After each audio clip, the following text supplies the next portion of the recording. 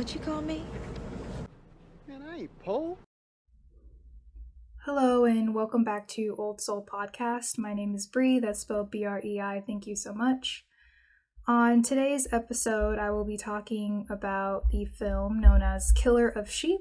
It was released in 1978 and it has a runtime of 1 hour and 20 minutes. The director of this film is named Charles Burnett.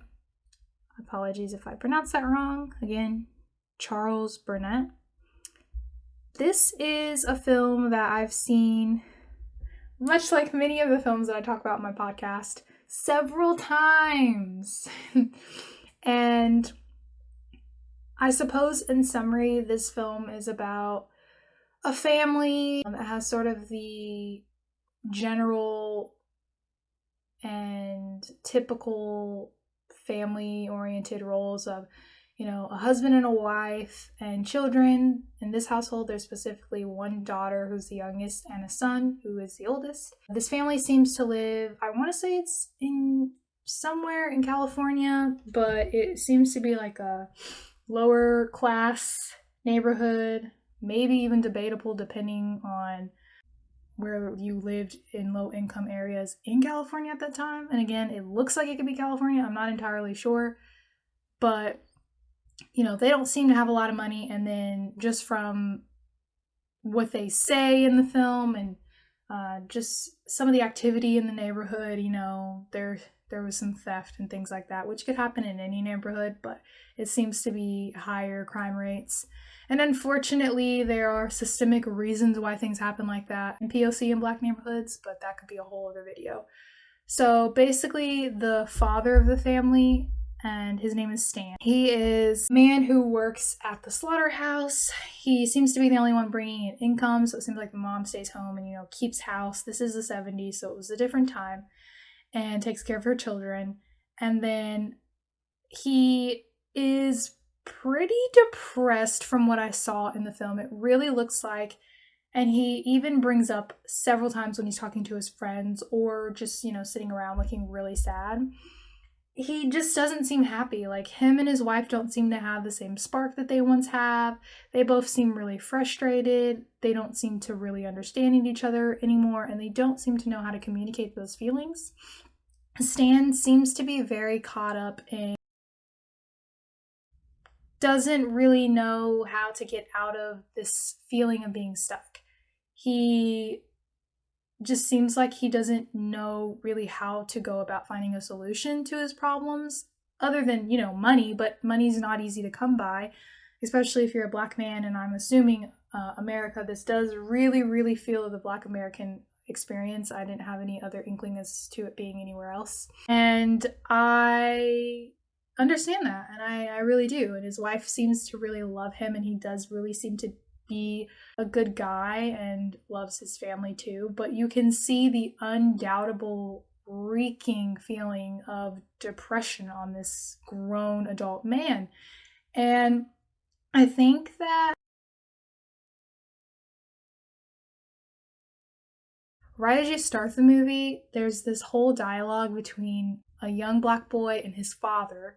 We don't really get the extensive details on them. Like, I don't remember getting like a character name or anything like that, but in a pretty quick scene, but it's still so loud in the sense that it speaks volumes for sort of the issues with some patriarchy ideals and some things that make sense into why Black Americans have survived for so long.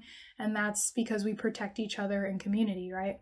So the scene is basically the father yelling at his son in a very beautiful shot, by the way. I would say it's like a medium close-up. I don't want to say extreme close-up because the camera is not like literally on the young boy's eye, but his face is really taking up the entire frame. And you can hear like the father sometimes, I don't know if he's like out of focus or he's like in part of the frame a little bit, but you hear his voice as you're looking at the child looking up at his father. And, he's telling him, why did you let those kids, bother your younger sibling? I don't remember if it was a younger brother or sister, but, why'd you let them fight your brother and you didn't help your brother. Next time you need to help your brother, you know, he's all you have. What if something were to happen to us as in his parents? And on one hand, it's like, you don't want to promote violence to your kids, but unfortunately, you do need to teach your kids to defend themselves, whether verbally or enacting, you know, violence if it's in the extent of self-defense. I truly believe in self-defense, okay? I think kids need to know, you know, situational awareness, and father is in his own way trying to protect his son, right? And trying to ignite in his son the protectiveness of taking care of your family. And so it's sort of a debatable thing, I think, to some extent, but I get it. And I feel like I've had this conversation before. I feel like my parents probably had this conversation with me and my brothers before. And I feel like something that is really going to sort of define this film is that it is very much a film that feels like realism, because you could plop one scene and you could literally like take a memory out of my brain and it would be almost the same exact thing, but when I was growing up in like the late 90s and the early 2000s, which is wild. Sort of that thing where when you grow up like in a certain culture and there's this running joke of, did we all just have the same life? Did we all just have the same experiences? And I think that's sort of beautiful that the director was able to put that on screen in black and white, might I say, and have such a transformative nostalgia be expressed within myself as a 25-year-old in 2023. That's crazy. And film just really transcends everything, I think.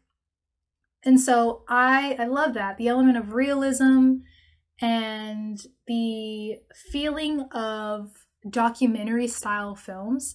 So I don't know how many of these actors were real actors or just real people that he put on screen that felt so authentically like themselves because they weren't actors that it felt good and it felt natural and it felt like realism and it felt like a documentary, even though it still had sort of a stylistic and aesthetic of a film. I can't really wrap it into words. I do genuinely feel like people should watch this film at least once in their life, which I feel with every film that I recommend. But I really do feel like this film, unless you go to film school, falls under the radar a lot more than it should. And the only reason I know about this film is because of college. So yeah, I want people to have access to this more often. And with that, I will segue before I go back to some other scenes quickly. I had the hardest time, the hardest time finding this film. So I know there was an option where you can rent the film and then you pay like a set fee and then you can just watch it all the time, which I think in the future I will do. I just wasn't in the financial situation to be able to do that now. But it was really hard for me to rent it. I know there was a lot of situations where I could buy it, but there weren't a lot in which I could rent it. And so ultimately, I watched this film on Canopy, which, if you don't know, you should get a library card. You can get access to platforms like Canopy, where they have a lot of different types of films that you can watch for free. And there is a set number. As you watch a film, it sort of counts down how many you get a month.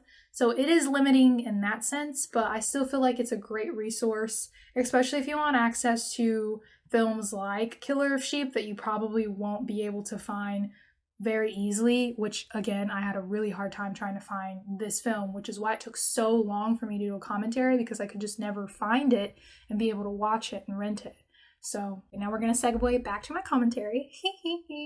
So sorry. If you've been listening to me for a long time, you know how my brain is like all over the place. But for anybody that might be new, I apologize. But this is also something you should get used to. Okay, so a big thing that came up in this film in terms of theme is social class. So right away, there's constantly this conversation and this feeling of manual labor, working class, heavy duty work. Santa's the main head of household in the family that we really focus in on, although we do branch out a little bit with other families in the neighborhood, but not as much as the main family and what's going on with their circumstances and their emotions and their lives. But I just feel like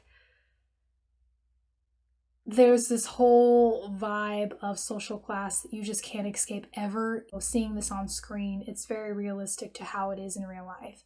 And what I mean by that, outside of it just feeling authentic, is that Stan doesn't believe he's poor, but Stan is poor, right? So there's a whole scene of Stan literally talking to one of his, friends or whatever in the scene. And he's like, man, I'm not poor. I donate to the Salvation Army. You can't do that if you're poor. Man, I ain't poor. And I'm just like, whoa, whoa, whoa. And I will tack on the fact that the dialogue in this film is so honest and raw. And I feel like you could literally go in communities nowadays, pick up pieces of what people are talking about, put it on a script, and it literally would be very similar to what they were talking about in the film and things that they were talking about. Some of it should be up for debate. Sort of, witty, funny. Some of the children were talking childlike, playful, adult conversation, serious, stressful, saying things in circles without really getting to the point. Things like that, where they weren't getting to the point in the dialogue, but they as themselves, their body movements, their eyes, the stares, were telling you everything you needed to know. Right? And that's really how humans tend to be. They don't really ever say what they mean. Most humans don't. And I just thought that was so amazing. So amazing. And I feel like when I say that some of the dialogue opens up room for discussion amongst the viewer, morality, the issues that can come across or show up in the Black community specifically, the issues with social class, the relatability of feeling these things at some point in your life or dreading that you'll feel them one day. It's just chef's kiss. Okay. So again, social class is this constant ongoing thing in the film. So Stan bringing up the fact that he's not poor, but he is poor, right? He doesn't have a lot of money, but he's still getting by, right? But there's this pride that he has that it's like, I made something and I have, the shirt on my back and I have a house and, those are huge accomplishments. So that's amazing. But it's the feeling of being stuck. It's the feeling of maybe not having more. It's the feeling of just getting by that probably hits his pride a little bit. And then you have other men sort of going out of their way and trying to get him into some crime-related activity. And, Stan and his wife are sort of arguing with these men. And they bring up his appearance and they talk crap about his clothing and so on and so forth.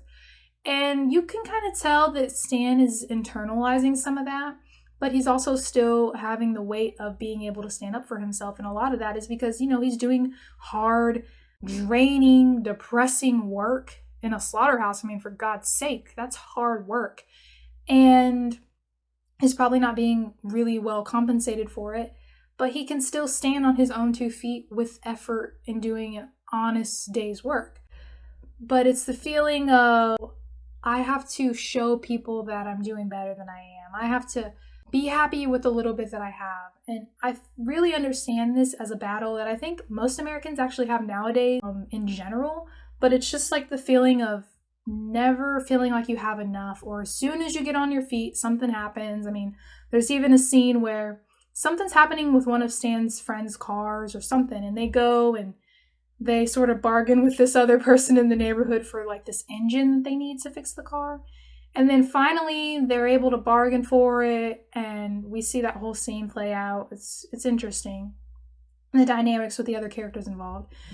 Then we see the long trudging of them having to carry it to the car, all this work, all this energy and money. And then it falls out of the car when they're trying to drive off, and it's completely useless. And so another level of that. And ultimately, The last things that I want to talk about are mostly just scenes from the film, and then I'll go into my quote segment. So I already talked about the scene about Stan talking about poverty and how in a lot of ways he's doing better off, especially being a black man in America, and he's doing the best he can and he's supporting his family, but he's still poor to certain standards, because while someone's at the top, someone's always below that next person, and then so on and so forth. And even with that, it's really hard to get further in life when you are a person who is black or Asian or a woman. There's always levels to that, and unfortunately that hasn't changed much. It has, but it hasn't. I feel like they just create new forms of oppression, unfortunately. Something about the film that I loved is just all these really beautiful shots that I honestly just want to like go and make posters of and just put around my room because they're so beautiful and effortless. I don't know if they were actually effortless to film, but they were effortless in visuals. So one scene is the scene in which the young children are playing, they're playing by the train tracks, they're talking, they're laughing, they're, a little ornery, playing around a lot of like abandoned buildings and jumping over building rooftops. But the angle of the camera, let's say that the angle of the camera is facing up towards the sky, and you see the kids jumping across one rooftop to the next, and it's so beautiful. But it's also super dangerous and not recommended. Please do not do that. But in the film, it just looks so gorgeous. And then also just true to, the time where children were outside a lot and had to really depend on their imagination, didn't have as much technology. Although I'm sure there was like television and stuff, but maybe they just couldn't afford to have it by then. I'm not sure. 78, I wasn't born then, so go ahead and leave a comment about those details. But yeah, kid things. And then a lot of shots with tying into really good music, typically by black artists, where Stan and his wife were dancing, but they were dancing next to a window, and then we see shots of the mom getting ready and her daughter singing in the closet while her mom's getting dressed, and just things like that that are so normal, and just the everyday normalcy of being around your family. That's really beautiful when you really step back and think about it and you realize how grateful you are. So those were the scenes that I thought were really pretty and should be discussed. I'm sure there were more, but those are the ones that stood out to me a lot. And I do think that the camera did a lot in terms of just angles and, getting close up when characters were feeling visceral emotion, having you question, times where things were intense with them carrying the engine and just random stuff that was happening in the neighborhood. But it just felt like if you had, lived in that neighborhood and you had crazy neighbors or just normal neighbors who you got along with. It's super sweet. So now we are going to go to the quote segment, and I'm going to run through that quickly. Now, if the son of a bitch is too big for you, you come get me. You are not a child anymore. You soon will be a goddamn man. Now start learning what life is about now, son. Thanks, and have a good day. Bye. What have you got? He worked all his life. What have you got?